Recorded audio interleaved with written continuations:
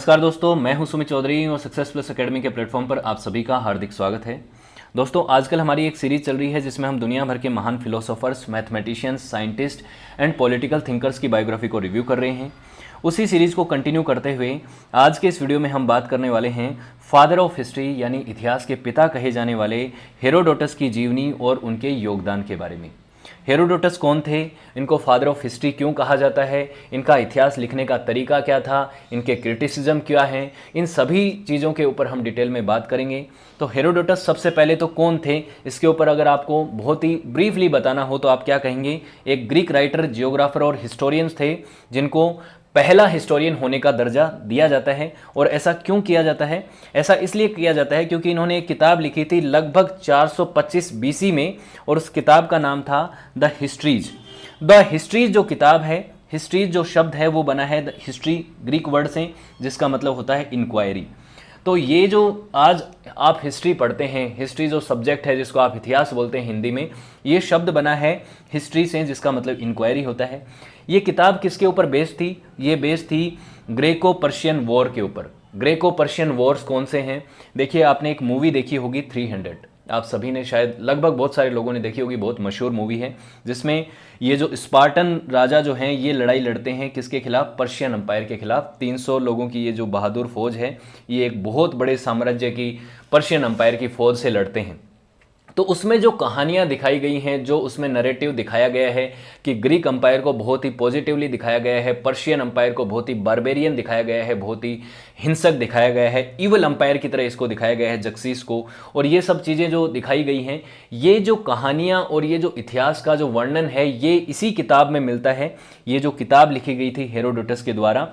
तो उस समय का मैं पहले आपको मैप दिखा दूं। ये पर्शियन अंपायर हुआ करता था, जो बहुत बड़ा अंपायर हुआ करता था उस समय, पूरे एशिया और यहाँ यूरोप तक ये फैला हुआ साम्राज्य था ये पर्शियन अंपायर। और दूसरी तरफ ये पुराना जो ग्रीक अंपायर था, इसके बीच में बहुत लंबे समय तक वॉर चले हैं, जिनको हम ग्रेक और पर्शियन वॉर कहते हैं। इनके ऊपर हम सेपरेटली वीडियो बना लेंगे, क्या था, किस तरीके से ये वॉर हुए, कौन कौन राजा थे, क्या क्या कहानियाँ हैं, जिसके ऊपर इन्होंने अपनी किताब लिखी है।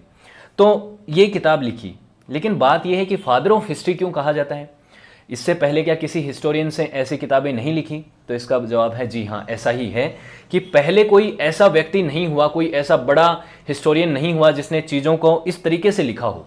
पास्ट का लिखने का एक तरीका होता है, हिस्ट्री को लिखने का तरीका है कि जैसे कोई भी इवेंट हुआ, जैसे कि ये वॉर हुआ, तो इस वॉर के होने के पहले का बैकग्राउंड क्या रहा, वॉर के दौरान कौन कौन से बैटल लड़े गए, किस किस योद्धा ने कहाँ कहाँ लड़ाइयाँ लड़ी, कौन कौन सी सेनाएं आपस में लड़ी, वहाँ की ज्योग्राफी क्या रही, वहाँ का समाज कैसा रहा, और इस इवेंट के बाद इसके कॉन्सिक्वेंसेस क्या रहे, इसके परिणाम क्या रहे। इस तरीके से सिस्टमेटिक तरीके से चीज़ों को कोई लिखने वाला व्यक्ति नहीं था पहले, हेरोडोटस से पहले। तो हेरोडोटस ऐसे पहले व्यक्ति थे जिन्होंने चीज़ों को इस तरीके से सिस्टमेटिक तरीके से, ऑर्गेनाइज तरीके से चीज़ों को लिखा।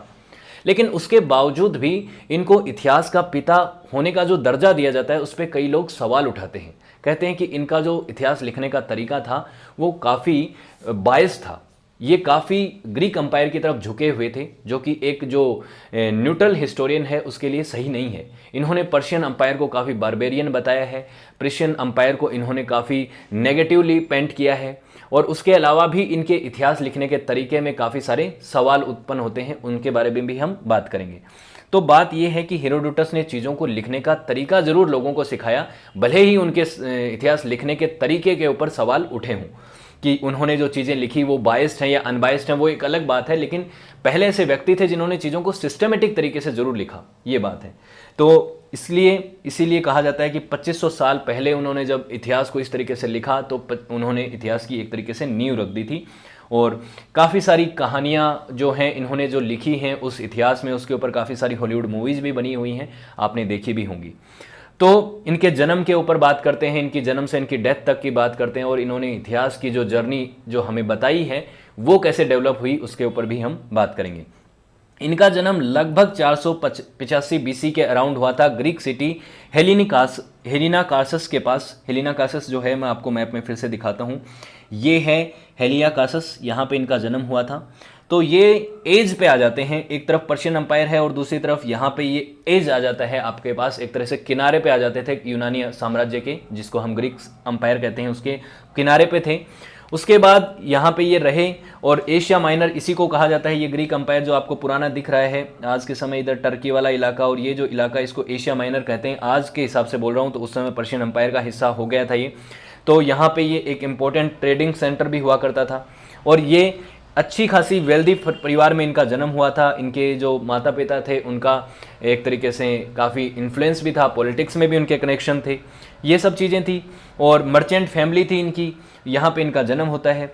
ये आप और मैप इसको डिटेल में देख सकते हैं कौन कौन सी सिटीज़ यहाँ पे हैं। ये समोस है जहाँ पे पाइथागोरस का जन्म हुआ, इवन आगे चल के ये भी समोस में जाके शिफ्ट हो जाएंगे। और यहाँ पे आपको काफ़ी सारी जगहें दिख रही हैं, बहुत सारी जगहों पे हेरोडोटस ने भ्रमण किया है और मैं काफ़ी सारे पहले के जो फिलोसोफर्स हैं उनके समय भी इनका आपको इतिहास बता चुका हूँ। ग्रीक साम्राज्य है, यहाँ पे बड़े बड़े फिलोसोफर हुए हैं जिनकी हमने बायोग्राफी भी करी है, जैसे सोक्रेटिस, प्लेटो, एरिस्टोटल, इन लोगों के बारे में हमने पढ़ा है। पाइथागोरस हैं, यूक्लिड हैं, यूलर हैं, ये बहुत बड़े बड़े मैथमेटिशियंस और फिलोसोफर हुए हैं वहाँ पे। तो लगभग 6ठी शताब्दी बीसी में ये जो ग्रीक अंपायर है इसके पैरेलल ही जो पर्शियन अंपायर है वो काफ़ी पावरफुल हो चुका था। पर्शियन अंपायर जो है उस समय एक बहुत ही बड़े तानाशाह लिगडेमिस के द्वारा रूल किया जा रहा था। ये मैं नाम अगर सही से प्रोनाउंस नहीं करूँ तो माफ़ कीजिएगा। लिगडेमिस जो है इसकी फैमिली को हेरोडोटस की फैमिली ने काफ़ी एक तरीके से अपोज किया, इसके रूल को। बेसिकली लिगडेमिस का जो टायरेंट रूल था उसको इन्होंने विरोध किया, उसका विरोध किया तो ऑब्वियसली जो राजा है उसने इनको एग्जाइल पे भेज दिया। कहाँ पे भेज दिया? समोस में भेज दिया। समोस कहाँ है? अभी मैंने आपको मैप में दिखाया था, यहाँ से समोस में इनको भेज दिया, एग्जाइल पे भेज दिया, क्योंकि ये उनके लिए दिक्कतें पैदा कर रहे थे। हेरोडोटस की जो फैमिली है वो राजा के लिए दिक्कतें पैदा कर रही थी। तो उसके बाद ये एक बार के लिए समोस चले जाते हैं, लेकिन बाद में जब नौजवान होते हैं तो उस समय वापस आते हैं अपनी जगह पे, अपने पैतृक प्लेस पे आते हैं और यहाँ पे आके ये एंटी पर्शियन रिबेलियंस में शामिल हो जाते हैं। पर्शिया के विरोध करते हैं, बहुत बार करते हैं, लेकिन इनका विद्रोह ज़्यादा चलता नहीं है, वापस इनको यहाँ से निकलना पड़ता है और उसके बाद इनकी जर्नी स्टार्ट होती है एज ए राइटर। तो ये पुराना एंशियंट ग्रीस था 750 बीसी में, उस समय इतना पावरफुल नहीं हुआ था पर्शियन अंपायर। तो उस समय आपको ये दिख रहा है मिलेटस है, हमने यूक्लिड के टाइम पे बात की थी मिलेटस की, तो उस समय यहाँ पे लगभग इनका बाद में जन्म होता है। तो पुराना ग्रीस था ये, यहाँ पे ग्रीस है। बाद में आगे चलेंगे जब मैसिडोनिया का राजा अलेक्जेंडर द ग्रेट आता है तब एक और ही बड़ा साम्राज्य यूनान का बन जाता है। उस समय तो वो पर्शिया वर्शिया सबको ही हरा देता है। तो ये इनके बीच में एक काफ़ी लंबे अरसे तक यहाँ पे लड़ाई चलती रहती है। अगर हम बात करें कि जो 300 मूवी में लड़ाई चलती है वो तो इस स्पार्टा और इस पर्शियन अंपायर, इधर जो पर्शियन अंपायर था उसके बीच की लड़ाई थी। तो ये सब चीज़ें हैं। उसके बाद इन्होंने अपना हिस्ट्री का नॉलेज कैसे अटेन किया? जैसे कि मैंने कहा कि पहले तो कोई राइटर ही नहीं था, हेरोडोटस से पहले तो कोई ऐसा राइटर ही नहीं था जो चीज़ों को सिस्टमेटिक तरीके से लिखे। इनसे पहले तो माइथोलॉजी हुआ करती थी, ज़्यादातर माइथोलॉजिकल चीज़ें थी, जैसे ग्रीक माइथोलॉजी थी, रोमन माइथोलॉजी थी। ये लोग यहाँ पे क्या करते थे, अपनी कहानियाँ जो थी उनको एक्सप्लेन करते थे। लेकिन अब क्या होता है, हेरोडोटस को चीज़ों को समझना था, पूरे के पूरे इधर ग्रीक अंपायर में क्या चल रहा था, पर्शियन अंपायर में क्या चल रहा था। तो इन्होंने क्या करना शुरू कर दिया, यात्राएं करना शुरू कर दिया। और वो चीज़ें कहते हैं ना कि आप दुनिया को जानना चाहते हो तो या तो आप दुनिया भर की किताबें पढ़ लो या दुनिया भर में ट्रैवल कर लो।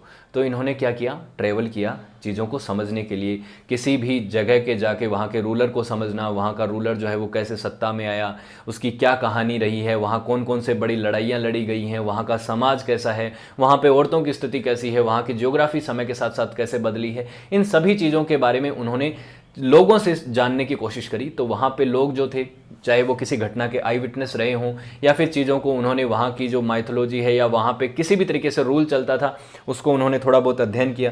तो इसलिए ये इजिप्ट में गए, मेडिटेरियन से पैलेस्टाइन में गए, सीरिया, बेबीलोनिया, उसके बाद मैसिडोनिया के बाद ये ग्रीक आर्कियोपोलिस में घूमे।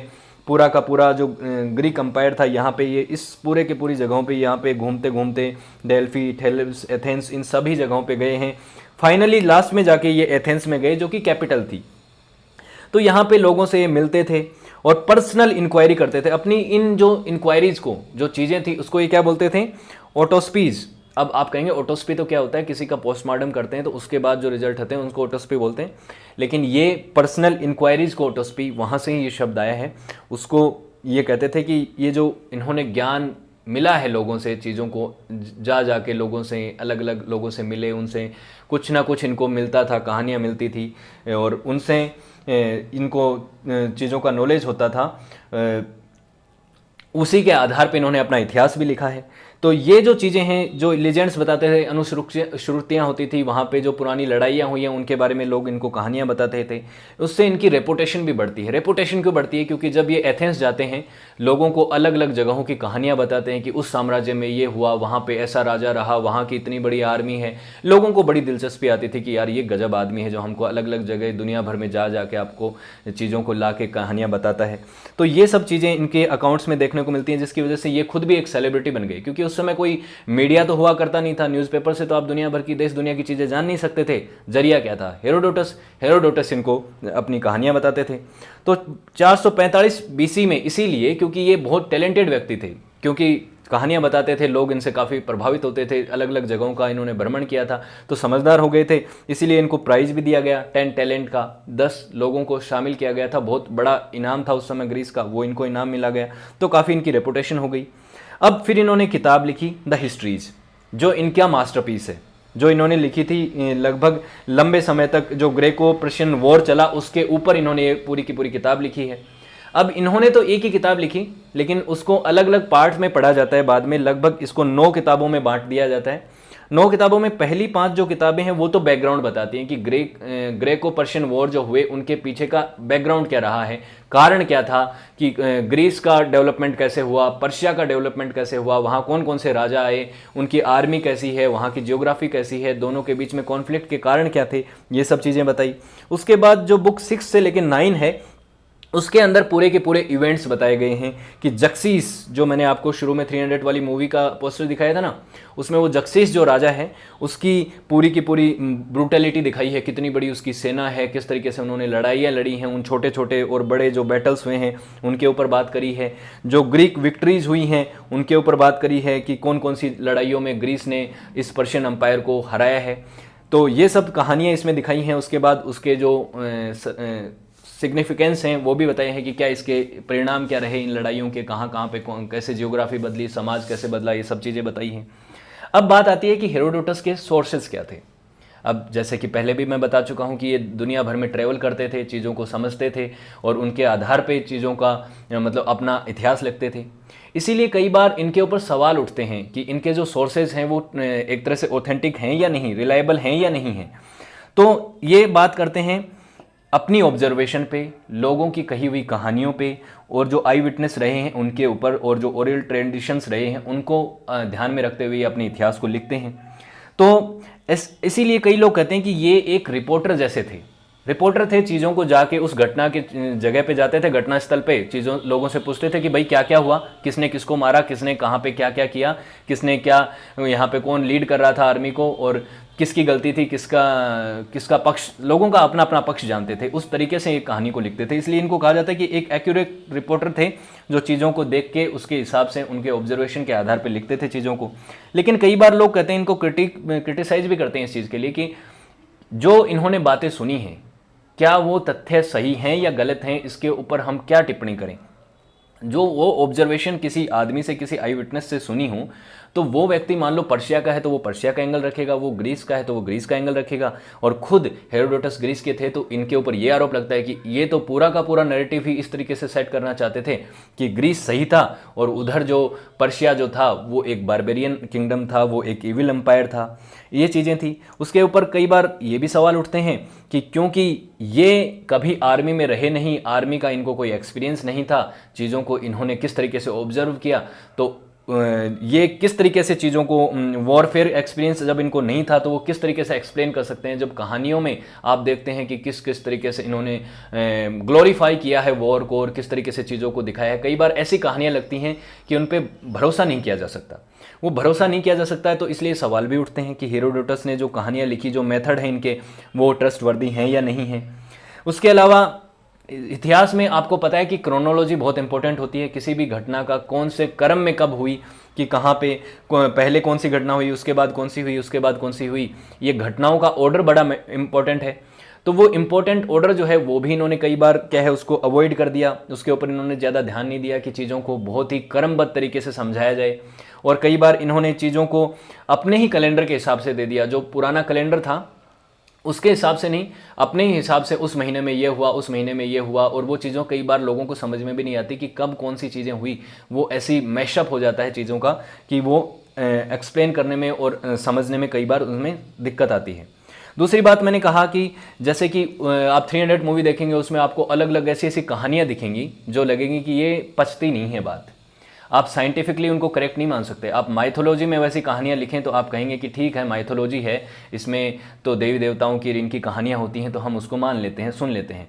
लेकिन हिस्ट्री में जो कि एक साइंटिफिक तरीका होता है किसी भी घटना को समझने का, पास्ट को जानने का, उसमें अगर आपको ऐसी कहानियाँ मिल जाएँ जो कि साइंटिफिकली करेक्ट नहीं हो सकती, तो वो आपको ऐसा लगेगा कि ये कैसे लिख दिया, इसको फादर ऑफ हिस्ट्री कैसे कहा जा सकता है। तो इसीलिए कई क्रिटिक इनको फादर ऑफ लाइज भी कह देते हैं, कहते हैं कि वो इतिहास के पिता नहीं हैं, झूठ के पिता हैं। उन्होंने जो कहानियाँ लिखी हैं वो सही नहीं है, वो तथ्यात्मक नहीं है, उन पे बिलीव नहीं किया जा सकता।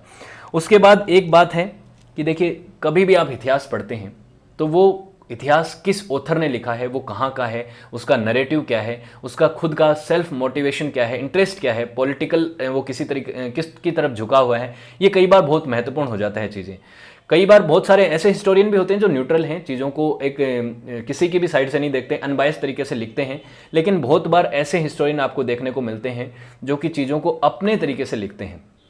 आप जैसे मॉडर्न हिस्ट्री पढ़ते हैं तो आप इंडियन हिस्टोरियंस की जो किताबें पढ़ते हैं वो अलग आपको पॉइंट ऑफ व्यू दिखाएंगी, और अगर आप ब्रिटिश हिस्टोरियंस की चीज़ें पढ़ोगे तो आपको अलग पॉइंट ऑफ व्यू दिखेंगी। तो वो नरेटिव बेस्ड हिस्ट्री हो जाती है कई बार। तो नरेटिव बेस्ड हिस्ट्री होने की वजह से भी इनको क्रिटिसाइज किया जाता है कि ये हमेशा अपना नरेटिव सेट करने के लिए ग्रीस को ज़्यादा बेहतर बताना चाहते थे, पर्शिया को हमेशा नेगेटिवली पेंट करना चाहते थे। इस तरीके से इन्होंने किया है चीज़ें, ये बात है। अब ये है कि ये एक बहुत ही अच्छे स्टोरी टेलर थे, चीज़ों को बहुत ही स्टोरी को इस तरीके से लिखते थे कि लोगों को काफ़ी पसंद आती थी, इसीलिए इनको फादर ऑफ हिस्ट्री का टाइटल भी दिया जाता है। सिस्टमेटिक तरीके से इन्होंने लिखा, उसका इनको क्रेडिट मिलना भी चाहिए। लेकिन सिर्फ ये कहना कि ये पूरी तरीके से हिस्टोरियन एक साइंटिफिक हिस्टोरियन थे तो ये गलत होगा। ये पहले हिस्टोरियन थे, ये बात ठीक है, लेकिन बायस थे, कुछ चीज़ों में इनका क्रिटिसिज्म होता है। लेकिन बात इंपॉर्टेंट ये है कि इनकी लेगेसी वो बहुत इंपॉर्टेंट है। इन्होंने लोगों को तरीका बताया कि हमें अपने पास्ट को किस तरह से अध्ययन करना चाहिए, कि उनकी ज्योग्राफी पढ़नी है, उसका बैकग्राउंड समझना है, उसके इवेंट जो कोर्स ऑफ इवेंट है उनको समझना है, उसके परिणाम को समझना है, वहाँ के समाज को समझना है। इतिहास के सभी एंगल्स को इन्होंने लोगों के सामने ला के रख दिया कि कोई भी व्यक्ति उस तरह से लिखता नहीं था। तो इसलिए इनकी जो विरासत है वो बहुत इंपॉर्टेंट है, और उस विरासत को आगे बढ़ाया एक बहुत ही इंपॉर्टेंट हिस्टोरियन जिनको फादर ऑफ साइंटिफिक हिस्ट्री कहा जाता है, वो हैं थुक्लिडिडियस। थुक्लिडियस जो हैं, इनको मैं सही से प्रोनाउंस कर रहा हूँ क्या, थुक्लिडिडियस जो हैं, ये जो हैं ये इनके बाद के हिस्टोरियन हैं। इन्होंने चीज़ों को सीखा, हेरोडोटस से सीखा, और इनके बाद इन्होंने बहुत गजब तरीके से हिस्ट्री लिखी। इन्होंने चीज़ों के हर एक इवेंट के पीछे का बैकग्राउंड बताया, बैकग्राउंड के बाद उसका कोर्स ऑफ इवेंट के बाद उसका तरीका बताया, और बहुत ही अनबायस्ड तरीके से और क्रोनोलॉजिकल ऑर्डर में जिस तरीके से हिस्ट्री को लिखा जाना चाहिए उस तरीके से थुक्लिडिडीज जो हैं उन्होंने हिस्ट्री को लिखा, इसीलिए इनको फादर ऑफ साइंटिफिक हिस्ट्री कहा जाता है। कुछ लोग तो इनको फादर ऑफ हिस्ट्री कह देते हैं, कहते हैं कि हेरोडोटस नहीं थे, सच्चे मायनों में थुक्लिडिडीज थे। तो ये बहुत सही हिस्टोरियन थे, लेकिन इनको विरासत में हेरोडोटस का इतिहास मिला, और इनको हेरोडोटस ने जो चीज़ें सिखाई उसका भी काफ़ी इंपॉर्टेंट रोल है। इसलिए हेरोडोटस का जो कंट्रीब्यूशन है उसको भी नहीं भूलना चाहिए।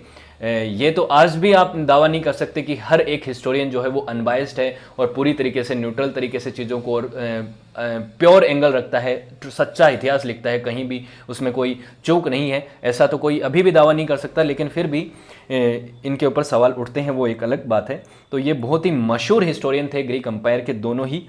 उसके बाद इनकी डेथ के ऊपर बात करते हैं।